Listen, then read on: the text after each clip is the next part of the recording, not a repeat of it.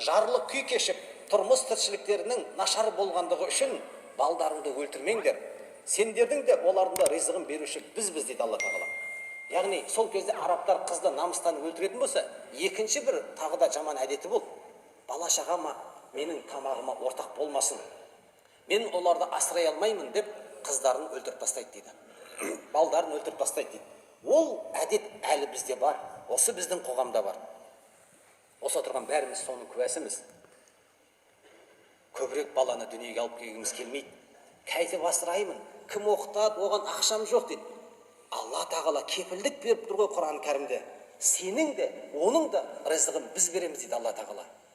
Құдай тағала берем деп гарантия беріп тұрған кезде неге қиналамыз біздер? Көп қой қазір қоғамда 2 баладан 3 баладан аспайды. Неге десең, оны кәйтіп асыраймын, кәйтіп оқытам. Кеше бізде 10 бала болған кезде әкеміз шешеміз бақты ғой.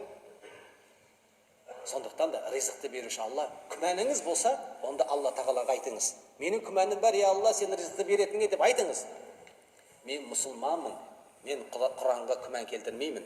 Алла кепілдік берді ма, Алла ризықты береді. Атам қазақ сол үшін былай дейді: қой егіз туса, бір жусан артық шығады дейді. Тағы да айтады, әр бала өзінің нәсібесімен дүниеге келеді дейді. Уайымдамаңыз, Алла жеткізеді. 10 бала болса да, 20 бала болса да, Алла жеткізеді. Ешкімді аш қалдырмайды. Бірақ Құранда айтып отыр, кедейліктен қорқып балдарыңды өлтірмеңдер дейді. Біз қазір баламызды көміп тастамасақ та, әйелімізден қолынан жетектеп алып барамыз да аборт жасатамыз. Алып таста керек емес дейміз. Ар жағы маған қажет емес дейміз. Құдай тағала сізге бала беріп жатыр, перзент беріп жатыр. Сол перзентке қарсы болып жатырмыз ғой көпшілігіміз.